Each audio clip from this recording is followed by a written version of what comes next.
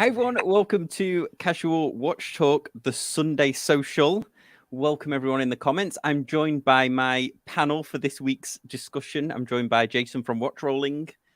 Hello. Joined by Todd from TikTok Talk on Instagram. Good afternoon. Joined by Pete from Pete McConville YouTube channel, formerly Not So Obvious Watches. Mikola from Man Cave Leather, and Patrick from Pocket Watch Time. Hey everybody. What should we do? Yeah, should we do a wristwatch check? Patrick, we'll start with you because you're like in the my bottom square here. All right. Well, I'm wearing a classic. So it is a Waltham Maximus pocket watch that got converted into a wristwatch. And so I just got this last week and posted a video about it on my channel. And the deal about it, though, is the watch is from actually the very late 1800s, about 1898, but this case is completely not. So someone put a 1920s to 1940s case on it.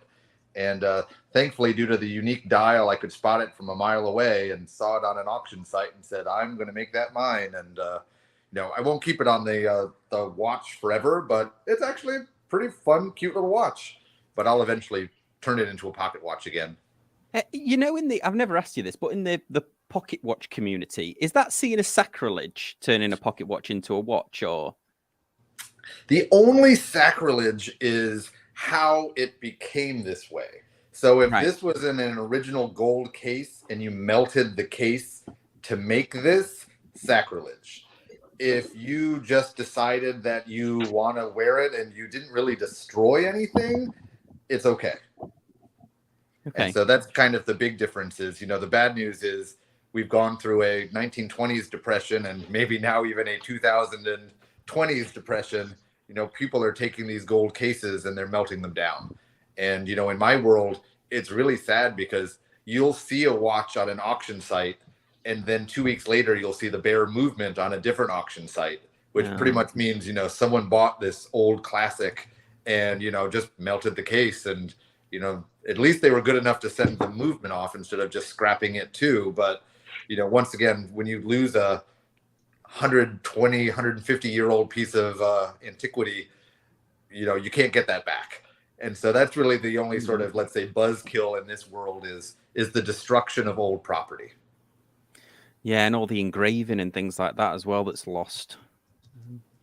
Yeah, so that's probably what happened to this, whenever it happened, was someone probably had it in a gold case and, eventually put it into a wristwatch. But that's awesome. Maybe we'll do a show on that.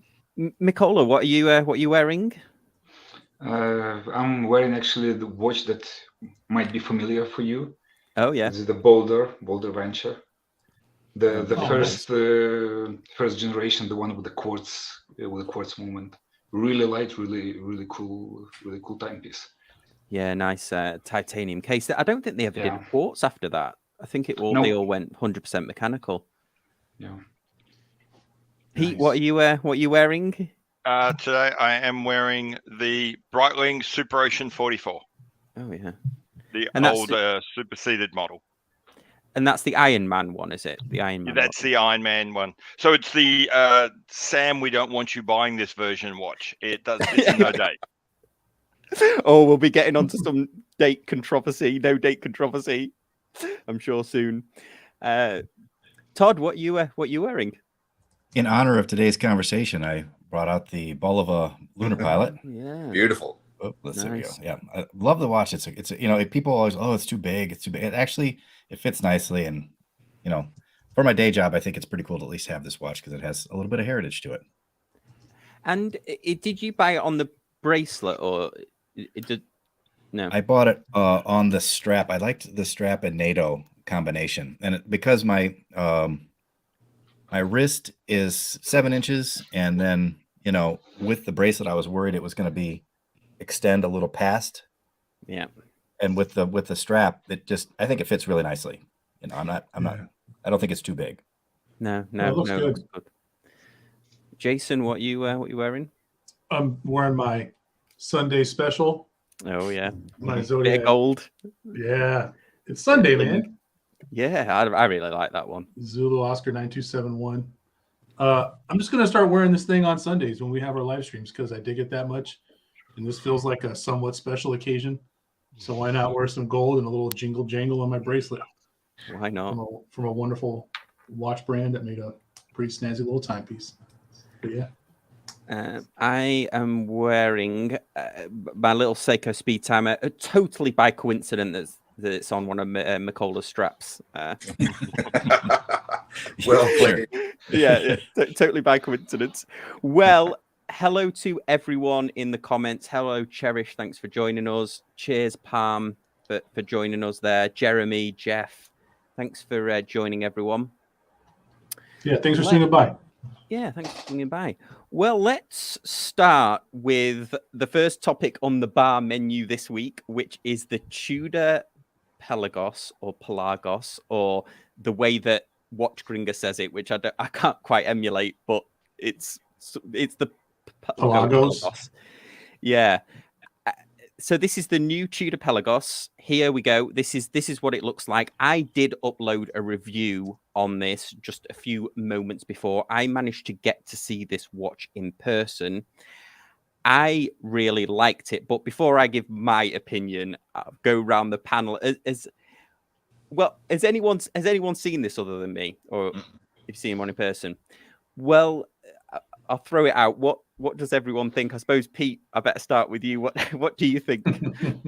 I've done a video on this. It was funny. It's a classic Tudor video. You almost can't avoid doing a coverage in that they get clicks. So Tudor is second almost to Rolex now. I don't mind it. It's not a watch for me. It's as close as you're going to get to a modern Tudor Submariner, in that it's kind of designed. The way I put it is, if you think of the Pelagos 43 as kind of the Rolex Sea Dweller, this is the Rolex Submariner. This is a dress diver. My take on it is it's kind of a little inoffensive. It's not particularly spectacular, but it's kind of timeless and versatile and able, like they say in the ad, you can wear it diving and then go wear it, when you're having daiquiris. It's kind of conventional and it's not going to be challenging, and it's going to be, a lot of people are going to buy them, but it's not for me. Yeah. One of the things that's actually really interesting is in the comments to my video, it's been like, commenters have said that it looks like about 10 different watches. Some people have said, oh, it looks like a Pelagos, and other people have said, nah, it's just a titanium Black Bay, and people have said, oh, it's a ripoff of at least 2 different kinds of Rolex. At least 3 Seiko references have been raised. I think it's such a generic looking dive watch that if you're familiar with another watch, your brain is just going to mash them together and say, this looks like something else. Okay, that's okay. Yeah. I mean, so when this came out, I knew there was going to be this whole deal, right? Everyone that's got a Pelagos, and I mean, of course, at a certain point, we've run out of shapes. Like, literally, you run out of shapes. Like, you can only have so many shape hands. You can only have so many shape cases. You can only have so many shape indexes. I mean, all this stuff, right? And so they make this 39 millimeter, and I describe myself like you described the Pelagos. I'm not offensive. You could take me snorkeling and then take me out on town at nighttime. I'm not going to rub anybody the wrong way. I'm just kidding. But I think it's a cool timepiece. I haven't seen it in person. I think that they did a good job. But like Adrian posted a video earlier, everybody did, but he posted one. The big thing that he focused on was the marketing behind it, and how you made this pretty capable timepiece, but you showed everybody, like, instead of being in the water, they're all near the water, and they got daiquiris, they got cocktails, and everybody's in linen. You know what I mean? And I think that's my big problem with it is like, I think it's easy to come to those conclusions. Like, it looks like 10 other timepieces. It does this, when you don't give it a clear definition of what it is. Like, you have to give us, the consumer, a clear definition of what this is. And I think you're really honest in the that they did all that because they want to sell the most that they can, And if you said this is a tool watch, you're going to go diving, hunting, spearfishing in this thing, then half the population is going to be like, well, I don't want it. But everybody wants to have a daiquiri in a linen suit, because I want to have a daiquiri in a linen suit. Yeah, I'll do a little bit of show and tell here from yesterday's photos. But the thing that I focused on in my review, so here it is against my couldn't resist getting my date just on there. But if you see, it's actually not that far off. So mine's a 41mm date just, and they're not that dissimilar in size. But why I think this is a huge hit is this is my wife Helen's wrist, and she has got really small wrists. I'll have to measure them, but they're probably 5 inches maybe or less. But it even though it's a massive watch, it fit her perfectly. So if you see, it perfectly spans a wrist, and it's because it has these female end links here. So it has these links that actually, and the previous Pelagos did as well, but I don't think people focus on it, but where the bracelet goes into the lugs instead of the fitted end link going into the bracelet. So this bit goes into it, and it means that it falls flat at the side, sort of 90 degrees. And I think that the wearability of this is the absolute key to this, because I know I've heard in the past people with smaller wrists. I worked with somebody and she always wore a Kermit, but it was always loose because the Submariner never fit a smaller wrist properly on its bracelet. So I think this is going to be a huge hit because of its wearability. It's not too small for people that like larger watches, and it's not too. It's very wearable for people with smaller wrists, but you can see it here against the actual real Pelagos. And obviously, guys, I had to take these on my phone because I wasn't expecting to drop on, but Justin, our friendly neighborhood Tudor boutique manager, he got me one of the, kindly said that he had one in stock, so we head over to the mall, and we were already out, so I didn't have a chance to take my proper camera. But here it is against the No Date Submariner. So a very wearable size. I was actually a big fan of it, and I know I'm like an absolute complete broken record at this, but I think this needs the date. I'm like really bullish on this needing the date, honestly. I think an intervention. Yeah, you need to try a couple watches without a date for a while. Todd, you're 100% right. I bought the Black Bay 58 and tried to convince myself that I liked a 3-hander without the date. Like, I wore a Speedmaster for years, but a 3-hander without the date to me just looks like it's missing the date. And I had to sell the Black Bay 58.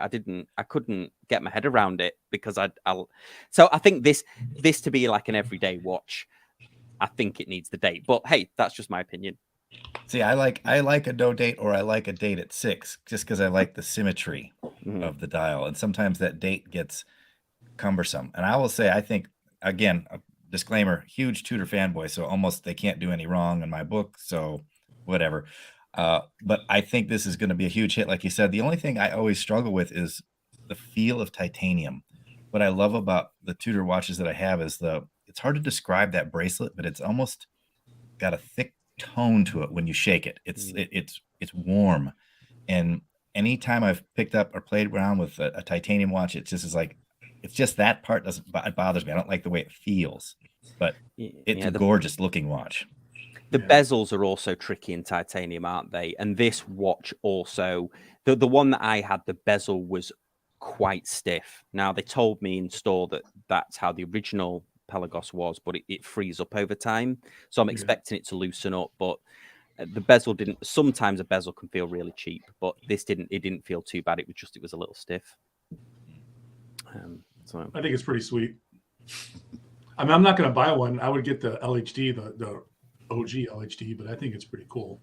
I mean, you got to think about it. Like, everyone's talking about how this looks kind of plain, right? But what if these people, they probably had this in the works for a while, but then they noticed all the stuff with Swatch and, the Moon Swatch and all that stuff. They're like, hey, look, everybody's really interested in watches right now. Everybody, like general public. And they're like, let's release this thing. And just like Pete said, maybe it's not all the way in the left-hand lane going 105 miles an hour, right? Maybe it's in the second to right lane and it's going the speed limit. It's using this blinker every time. It's definitely not the BMW crowd.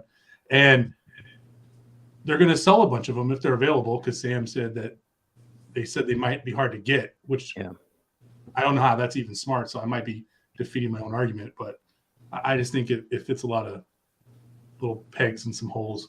People will buy it. Yeah, so Justin said that he thinks it's going to be as hard to get as I don't know if you know this, but still the Tudor chronograph, the new Tudor chronograph is very hard to get hold of, and he thinks this is going to go a similar way, being quite hard to get hold of. An important thing I think everyone forgets is that Tudor is not a big watch company. Mm-hmm. They just scrape into the top 20 brands. And in 2021, according to the Morgan Stanley, they went backwards a little bit. They actually fell from 19 to 20 or something. They only sell, but they're not Rolex. They only sell under 300,000 watches a year. If you think about, half of those are probably going to be things that are not black base, probably a lot more than that. They only have a production facility for maybe 100,000, 120,000 of their in-house movements. You go add a watch like this, and let's just say it's a big hit and it sells 20,000 units.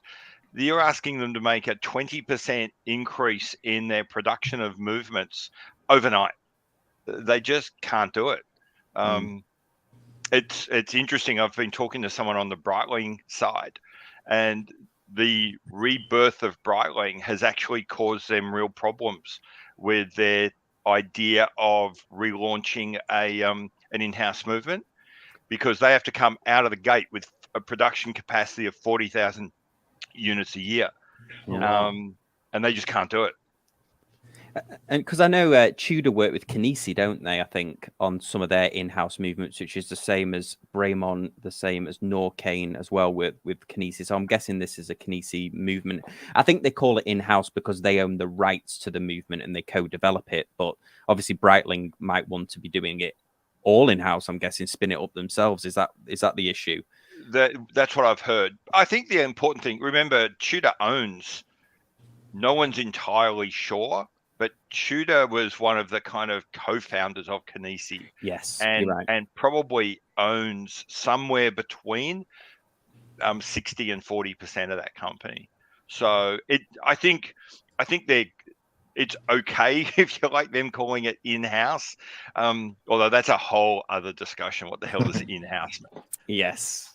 There's only one true in-house manufacturer, and that's Seiko. Yes. Yeah. 100%. I think Pete brought up a good point about, in podcast stage brought it up about the quantity, right? So I think a lot of us think we know business, myself included. And, funny story. One time I went somewhere and they serviced a certain demographic that I once belonged to.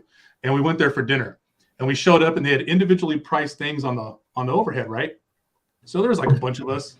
And we all worked together. I'm not going to say where because I don't want to talk about that stuff too much. But they were like, "Oh, sorry, we don't have enough food to feed you guys." And we're like, "What?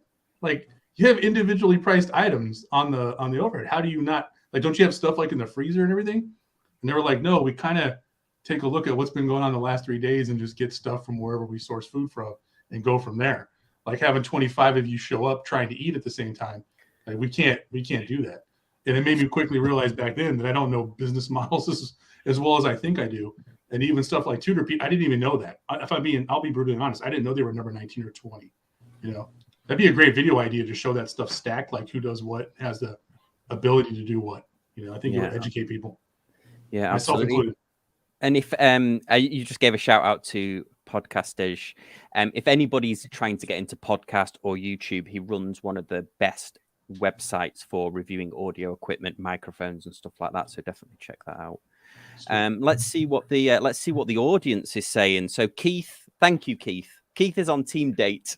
We've got let's have a look here. We've got the first part of 2002 offerings were flash, two-tone, etc. Now we get the tool watch look, Ranger, and this. The brand needs to deduce what it is. I think they're doing that. I think they're figuring it out. I think they're probing. You know what I mean? They're just like, we'll put this out there and see what's going on. We'll put this out there. And at the end of the year, maybe they compile some numbers. I don't think they're trying to pigeonhole. I think they have a broad product offering intentionally, much like Rolex does. And that's one of the things that's always been my frustration is I love a lot of the other Tudor products. Black Bay gets all the headlines, but I mean, they make some amazing watches that are not under that banner. I think it's their just version of the the date catalog. their version of date Justin was telling us last time is like a huge seller for them, the men's and the women's version of their sort of with the integrated bracelet that's kind of a mix between a date just and the old oyster quartz kind of styling. He was saying that was that's a big seller for them in the store. Let's have a look here. Yeah, the Tudor Royale. Yeah. Yes. Yeah, and I actually have have one, Todd? one. That's on my short list. I have the Tudor. I have one that looks much more like a date just actually. That's one of their style ones that has the fluted bezel, and it is just I love that watch. I mean, it's 100. Again, what I love about Tudor is you get this pretty watch that has 100 meters of water resistance. It's very resilient. You can bang them around and wear them with a suit. Like they're just fantastic watches. Yeah, that Tudor Royale, man. Now I'm going off of the pictures on the website and stuff, the renders or whatever, but that thing. The thing I wish they had, because they have it, I want the 38. I'm kind of, when it comes to that watch, I want the smaller head. And the Royale, when you get the 41, that's the one that has the day date, which is awesome. And I love that functionality. The 38 only has the date. So it's kind of like, I wish the 38 had that day date movement in it, because that is what's really cool. We all know what Sam's getting. Let's have a few more comments. So Hans says, job done. I personally think Tudor has taken all the best bits of the Black Bay and Pelagos on all for $3,500. So that's must be UK prices. Excellent one and done for someone wanting a luxury watch, and they have a chance of getting. Yeah, agreed 100%.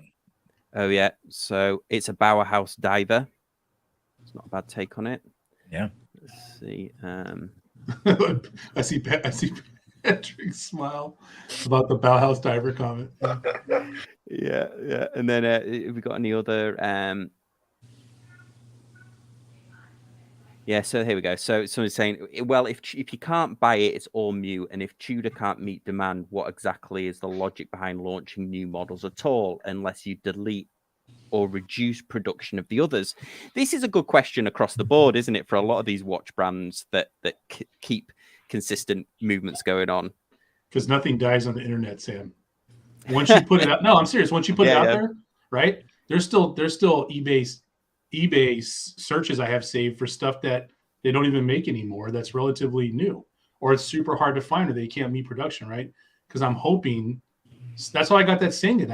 I work a 9-to-5 job. I can't be online in front of my computer when they do a release and everything sells out in 20 minutes. I got to go to a guy I know who's able to score that stuff and get it. And it is what it is. Once you put it on the internet and you create the hype, there's always going to be that residual. It leaves a taste in our mouth, right? Like 6 months from now, a year from now, if they're still hard to get and one pops up on eBay or Chrono 24 or heaven forbid Joma Shop. We're right. I knew I was going to get Pete with that one. We just go with the button and we get what we want. I think the flip side of that question, though, too, is that, I mean, that's how they're going to stay relevant, because how often do we hear critique on Rolex? It's the same watch every year. It's the same watch. They don't do anything different. They don't do anything special. Tudor's trying that. They keep updating and getting fresher. So I don't know. It's how staying in front of the customer is huge. All we've noticed in the last 5 years is that low production numbers builds hype, and hype helps everybody. And so, it's not necessarily my favorite thing in the world, but who was talking about Cartier 3 years ago? But once you couldn't buy a Rolex, everyone was like, "Oh, the Santos, it's great!" And like Vacheron as well, wasn't it? Yeah, they've been on the shelf for 20 years and no one cared. But when you can't buy a Rolex, you look at the counter next door. And same deal, if you can't buy the new Pelagos, then you pretty much say, "Oh, hey, what's this Royale?" And next thing you know, it's helping them out. Yeah. And then Pete, here's one for you. I'll take the new Breitling Super Ocean over the new Tudor. Well, absolutely, so am I. I think I said in my, it's not a review because I haven't held the watch, but in my reaction video, what I said is one watch is diving and daiquiris and the other watch is boards and beers. I'm a boards and beers guy. I watch like people go into a nightclub and dancing, and I'm thinking that is the worst time ever. I don't want that watch. I want the watch for just hanging out on the beach in front of a fire after a day's diving, a day in the water, and that's the Super Ocean. It's fascinating running the two ads next to each other. One is all high class, super high production videos weaving in and out of each other and girls in dresses diving into pools. And the other is that kind of faux 70s, slightly burnt film of Kelly Slater going out surfing and then coming back and having a couple of beers with his mates. Totally different demographic. And I'm definitely in the Breitling demographic. Yeah, it's well, and I tell you one thing that Tudor did discontinue. To Pete's point, Lady Gaga's nowhere to be found on the website anymore. Like, That's a shame. Yeah, I don't know what happened there, but she was Is she still an ambassador? Well, this No. is the thing. I think somebody else, I forget who, this isn't a new idea from me. I forget who pointed this out, but somebody Lady Gaga. She was an ambassador for a while, wasn't she? And then she never came back on. For Tudor. Oh, exactly. There you go. It's not the greatest moment. Well, do you know, I'll give her props, though. I'm a big fan of that American Horror Story TV show, yeah. and there's a series where she's the main character in it, and she is awesome actress. Awesome. Cool. Macaulay, did you have any? We've not asked you. What did you think of the new Tudor? We've not asked you yet. Well, I'm not a big specialist in the watches and watch industry, so a lot of things you were talking about was new and quite eye-opening for me. But like in overall opinion, I actually quite like it. Yeah. I like it is dateless. I really like the watch. One of the reasons why I really like this watch, it has no date, so it's absolutely symmetrical, everything. Yeah, you're a Renaissance man, Nicola. You're a Renaissance man. Yeah, I knew I liked this guy. Yeah. As Jason mentioned, that some people consider the design is like a plain and boring, but this is actually like a versatility behind it. Because if the watch is something too much, it will be only like a one direction design. You cannot pull out some crazy super diver with a suit or vice versa.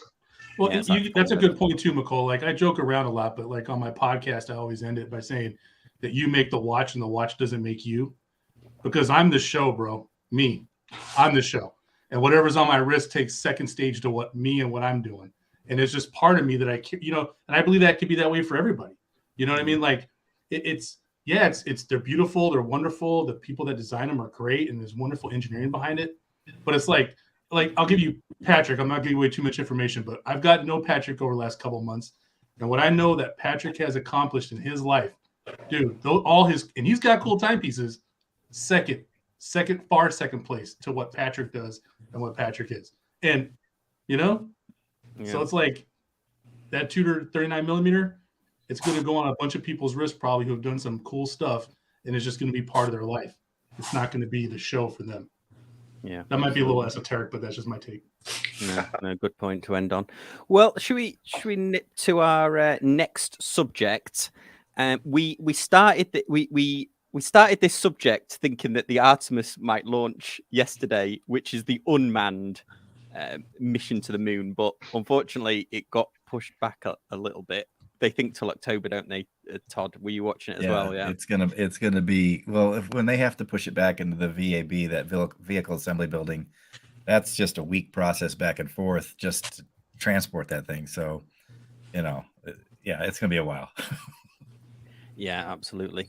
So we thought we'd have a bit of fun, and when the Artemis mission is eventually going to take off as a manned mission or a personed mission, human mission, they're going to send some mannequins up this next time, and then there's going to be real people that go on it to launch to set up a base on the moon, and then they're going to use that as the launch for Mars. But we thought it'd be quite good to speculate what would be a good watch for those astronauts to wear when they do actually take off. So a few of us had some picks, and we're going to go through them, and then we'll get your guys' comments in the comments section about what you think of our choices. I'm going to go first on this one. I picked this crazy Grand Seiko. That's cool.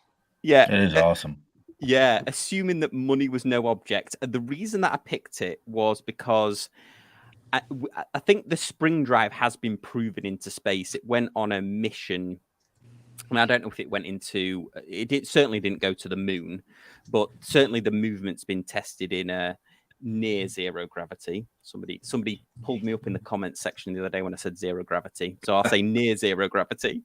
It's also made of ceramic and titanium, so it's very light. It's a chronograph. It has Seiko's loom on it, of course. It's got a 24-hour hand and a dual time function, so I thought that might be quite useful in space. And then it has a 30-minute and a 12-hour chronograph. And of course, it's extremely accurate. It says here plus or minus 15 seconds per month. So I thought if money was no object and they wanted to splash out on watches, this was my pick. Beautiful. What is that's a great choice. Yeah. Really So nice choice. I tried one of those on before. The only thing about it, it's a chunky watch. It is big. So I don't really? remember. Is it a 43? But it's a big watch and it wears big, but it's really cool because the ceramic components on the side it's like shielding. If you break it, you can replace it. And so, it actually, it's kind of like the new Gronefeld that has the little bumpers on the side, except that these are a little better integrated. And so it's a really cool watch. It was just a little large. Yeah, 46 it actually said. I didn't notice that. Yeah, it said a 46. Hey, Grand Seiko, if you want to send one to me to model with my 7.5-inch wrist, I'm here. He likes black, white, and gray, Grand Seiko. Black, white, and gray. Yeah, that thing's pretty sweet. Yeah, It is cool. Yeah, absolutely. Well, let's go on to Patrick. This is your pick, Jason. Yeah, I think this is a bit of a cheat because this is already a space watch, but I'll hear you out. It's titanium. It's almost entirely gray. Yeah. It's for the Mars mission. What else? It's got cool concentric lines on the dial that represents Mars's axis. It's used to there's a timer on there. So when you get to Mars, I think there's like a 10-minute delay in communications between when you send them from Earth to Mars. So you can set a timer to know when communications are going to show up. I think that's pretty cool. It's a Fortis. I had a Fortis and then I traded it for a Bell & Ross. So it's kind of lost some of the luster for me, but I just feel like if you went to another planet and you happened to encounter alien life forms and you had this timepiece on your wrist, they'd be like, it's a pretty cool dude. I can respect him. It might stop the invasion of Earth, is what you're saying. Yeah. They'd be like, oh, they're a little advanced. They know how to time interplanetary communications. We should give them a break. Cut them some slack. So this is what the two triangles are, basically, when the message is sent and when you should receive it. Is it like a 10-minute? Yeah. That's pretty cool. And the case back's pretty sweet too. Well, let's have a look at if they got a good. I'm gonna say I don't think I've ever seen a watch with two bezel pearls.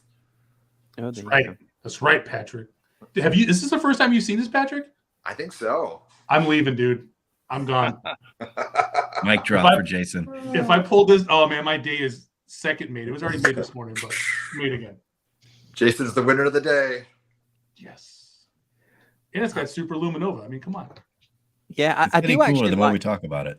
Yeah, I do actually like the way that the numbers are raised here. That's quite pleasing to the eye, isn't it? The way that they've raised the numbers up almost individually. Yeah. I'm gonna tell you, man. I had that, and this is gonna be right up your alley, Sam. I had that Fortis, and it had the day date on it, but I think I just got the wrong Fortis. Like when I got my first Ver, I think I got the wrong Ver.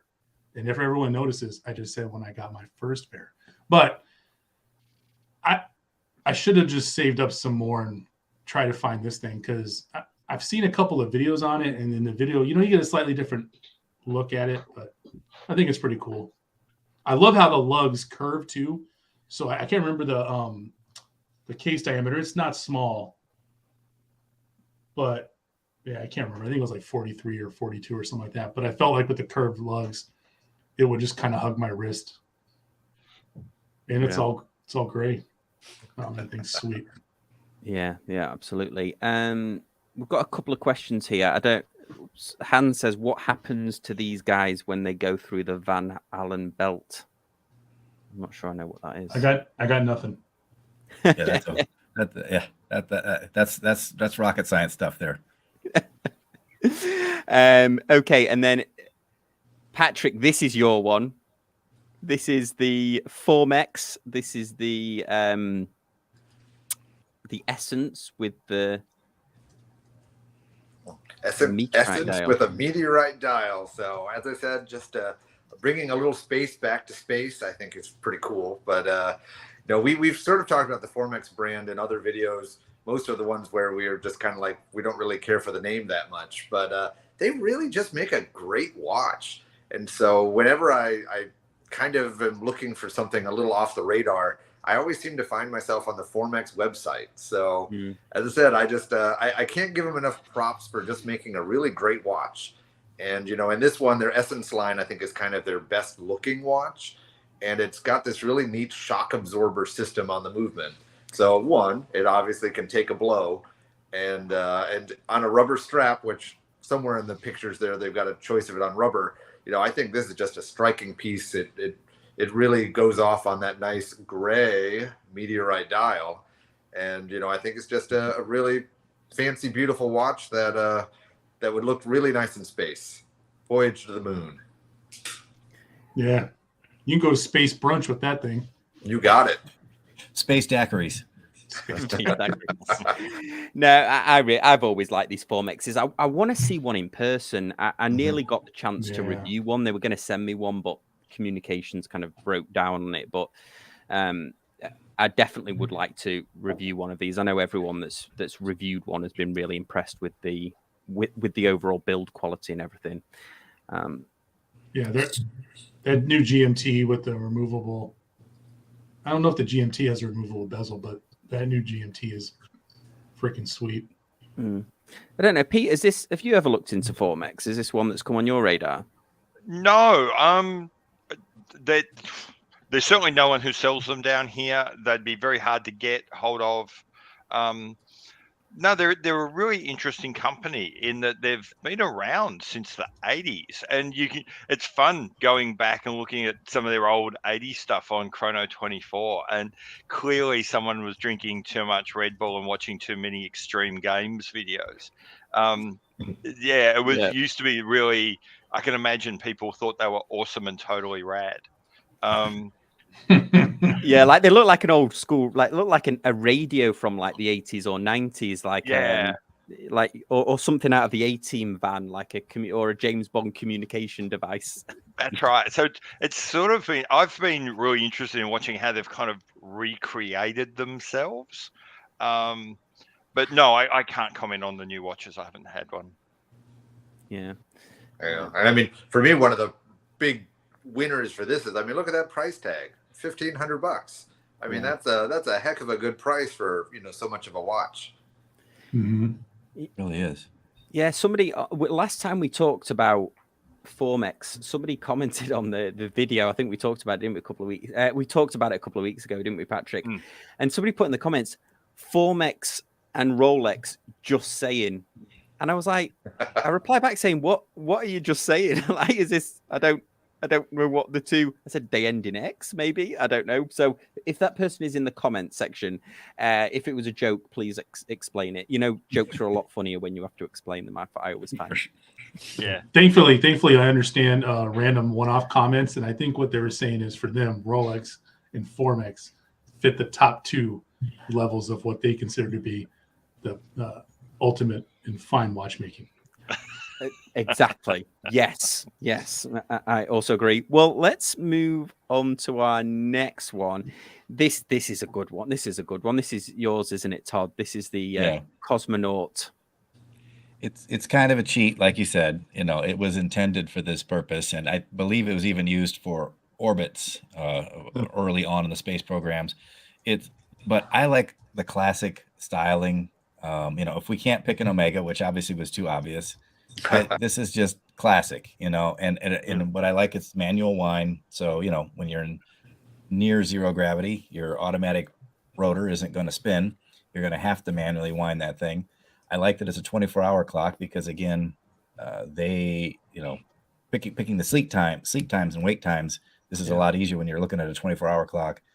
And then, of course, the guys who are smart enough to be on the rockets, they can use the slide rule. I still haven't figured the one out on my watch, but that's for those guys. And if you've got it, and they don't have that on the Omega. So I thought this is a great choice. It's a great overall tool. Yeah, and this might look like it's a vintage watch, but it isn't, is it? I think this was released this year, was it? Or last year? This is a... Well, this is an older one, I think. Oh, this is the old one. It's on Chrono 24, yeah. Yeah, they actually, because they relaunched this watch, didn't they, in a limited production run? Oh, this is a 1991. There is a newer version of this, isn't there, that Breitling released? Yeah, they did a limited edition with a platinum bezel. It's a lot more than $6,500. It's too flashy for that. We're not doing daiquiris in space. That's for you might argue that in near zero gravity, the difference in weight for the platinum is overcome. So it's the most sensible time to have a platinum watch. Makes a good point there. I like Pete's thinking. Not to mention, if you go to another planet and they don't have platinum on that planet because it doesn't occur naturally in their environment, you just be like in whatever monetary unit they deal in, you'd be super rich. Yeah. Or they weaponize it, which would be the worst part. Yeah, so it goes, said Scott Carpenter wore one. Well, Scott Carpenter not only did he wear one, but he's actually responsible for the design of this, isn't he? Didn't he come back with a normal nav? Yeah, didn't he come back with a normal Navitimer? And actually, Pete, you probably know it better than me. The story. The story is a little bit of a legend. There's actually an RAAF tie into this. So Scott Carpenter, when the original Mercury missions that Scott Carpenter was part of, when they're not flying, the astronauts have other roles. And Scott Carpenter was the timing officer in the team.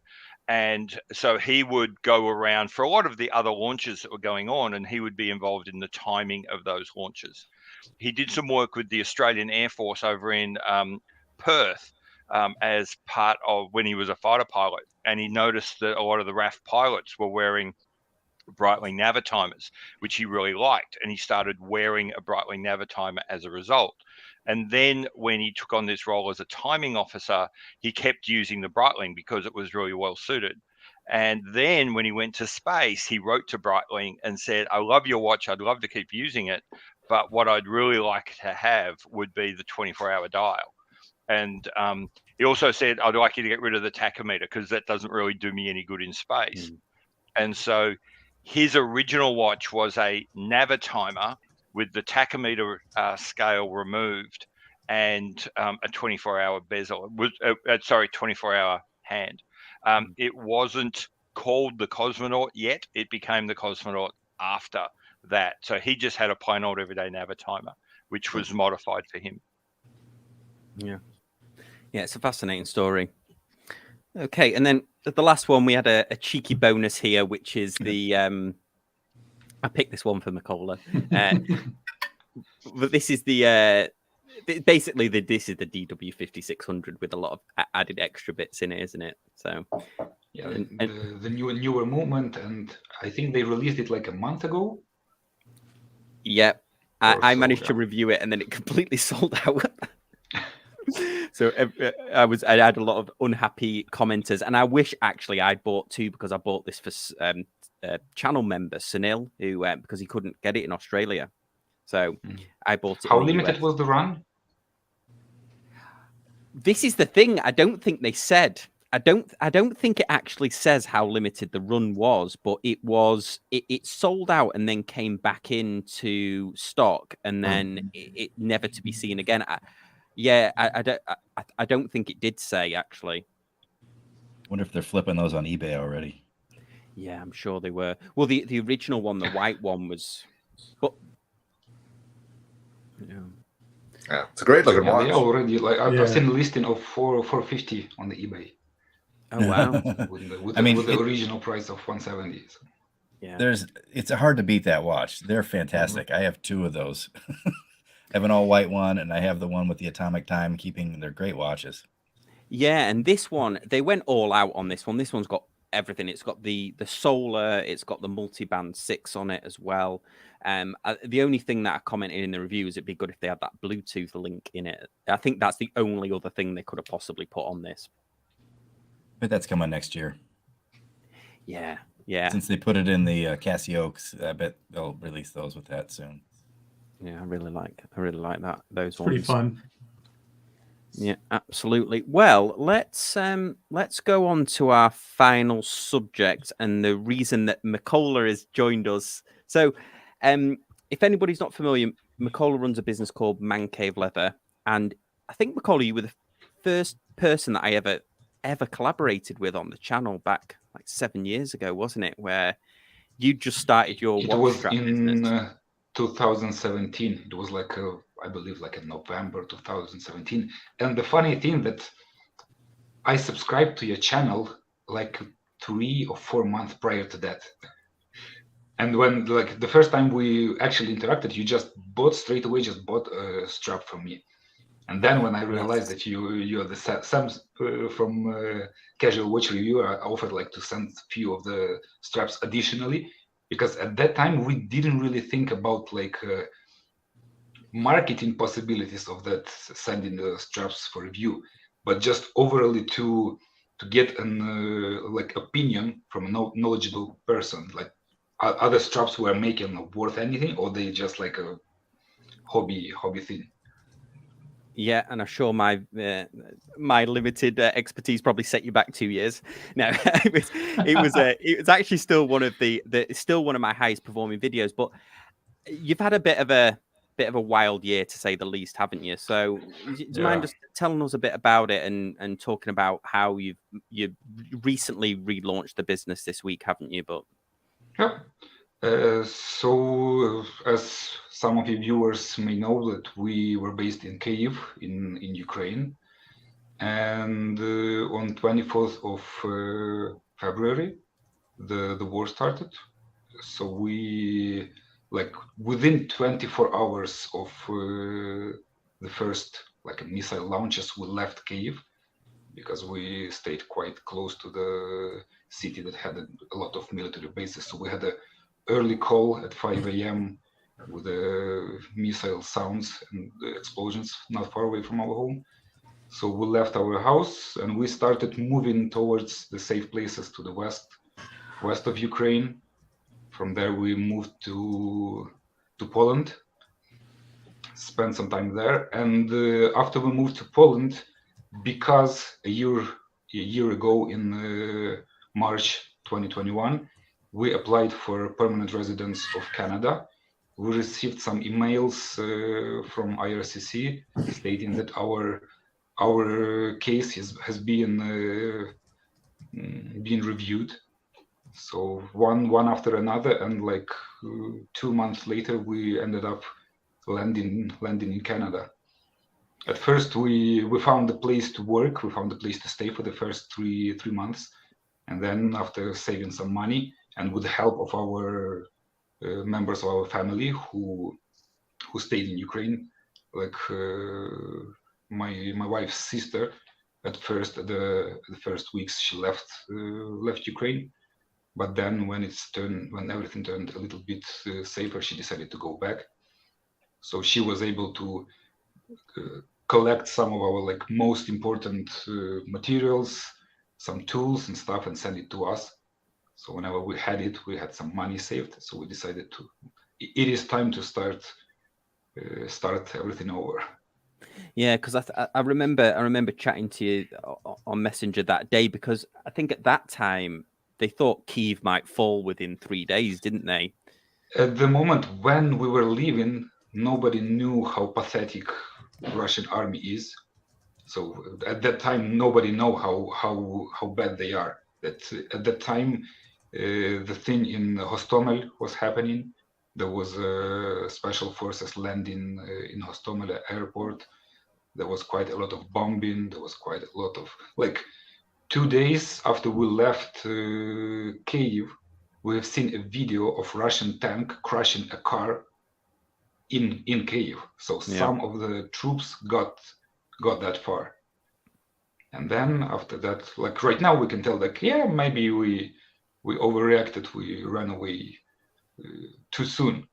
But at that time, nobody knew that the Ukrainian army will be able to fight back that well. Yeah, it was a big decision because you had to leave all your stuff, didn't you? All your entire business, you had to just leave.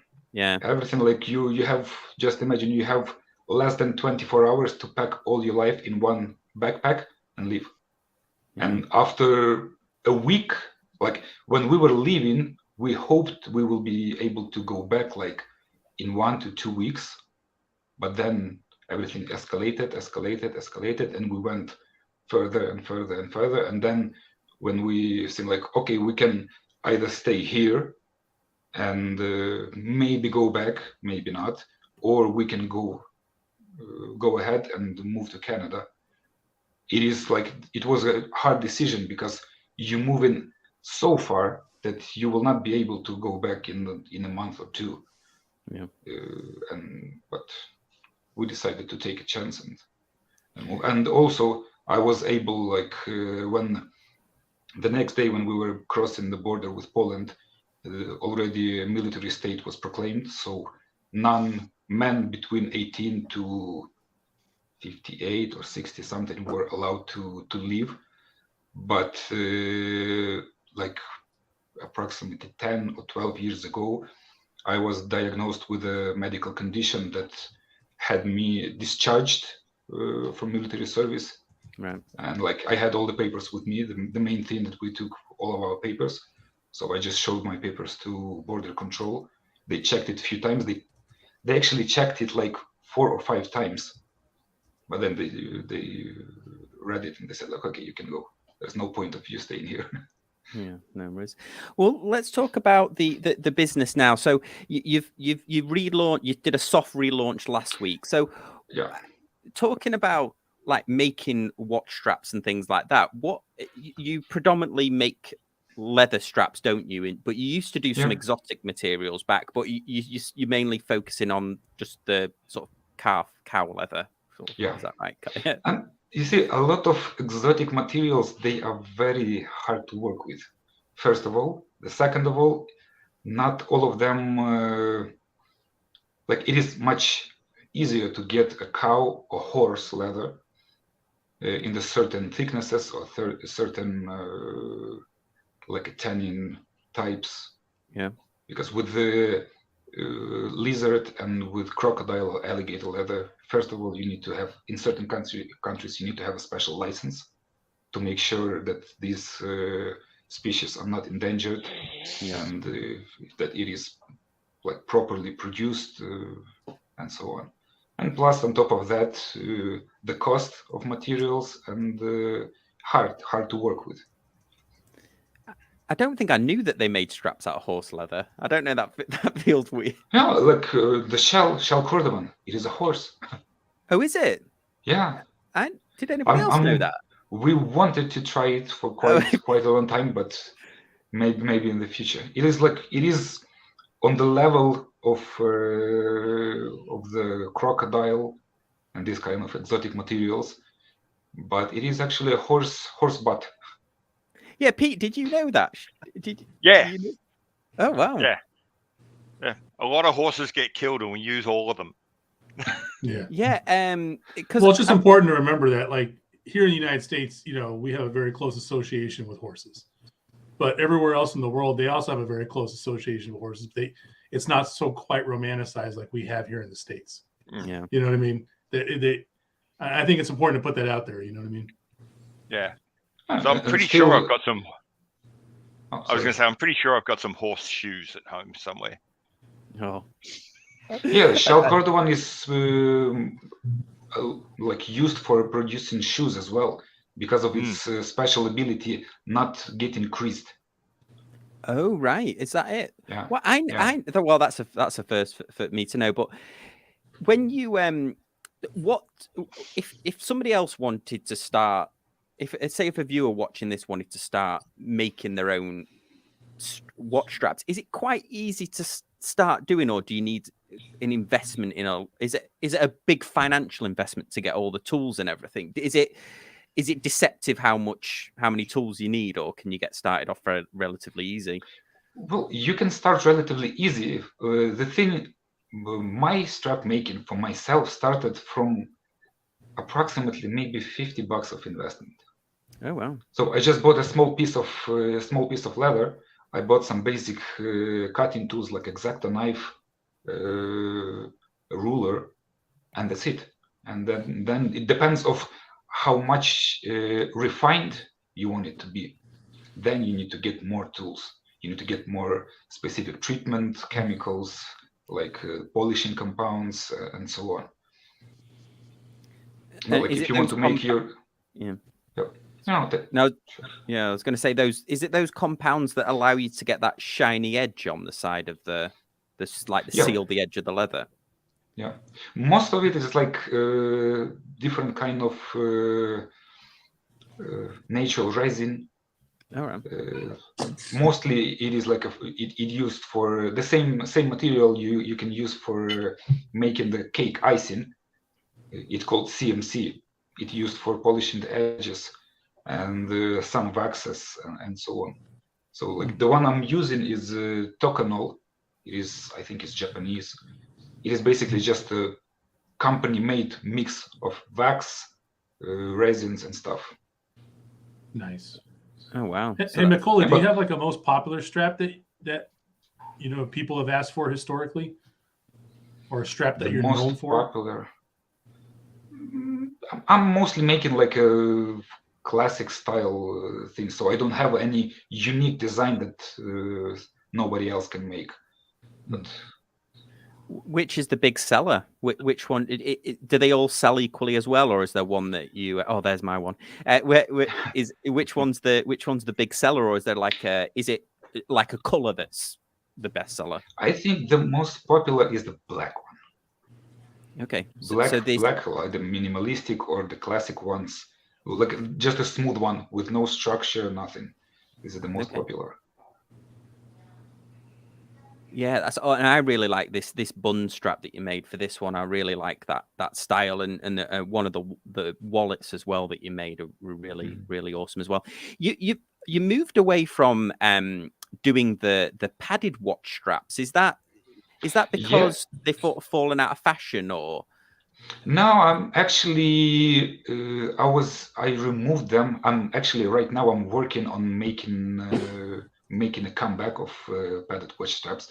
I think I've showed you one of the pictures, one of the prototypes. The problem with padded straps, like to be able to make a strap 17.5 millimeters wide or 20 millimeters, I was making myself a template that I'm using like a guide for cutting. Because with the strap, the most difficult thing with the strap, you need to cut it extremely precisely. Otherwise, it's going to be or too narrow, and you will have gaps between the lugs, or it's going to be too wide, and you will spend an hour sanding everything down. So with the padded straps, it was very hard to maintain this consistency in the width, because you cannot put anything on top. You have a pad preventing it from there. So right now I'm working on the template to be able to cut them precisely. Like the big step with custom making straps made for me when I discovered the 3D printing. Right. So before that I was doing on like a digital sketch of templates I need, and I was looking for a company who will produce it for me by either cutting like acrylic, laser cutting, or anything else. But you always, if you need to change some small thing, like a new iteration of the template, you need to redo everything. And when I have my own production with the 3D printer, I can change even the smallest piece, like a size and distance between some holes or something like that. Yeah, and I can amazing, develop new templates. Yeah, that's cool, isn't it? Like a relatively new technology is really helping you with a centuries old technique of making leather. Well, that's been really fascinating.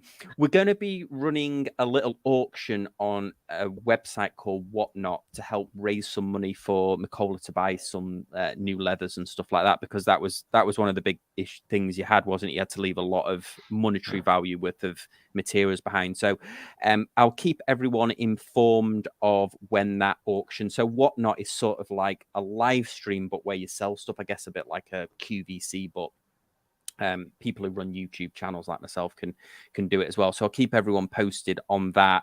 I've had some stuff sent into the channel very kindly, and also some stuff that Macola had sent me previously that we'll be auctioning off. And that just seemed like the easiest way to do it. So we'll keep everyone informed of that. And if you are interested in checking out Macola's website, it's at the bottom here, mancaveleather.com.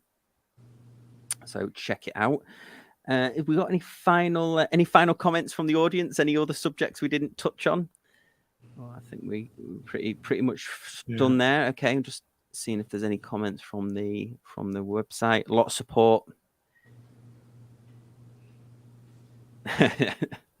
Awesome.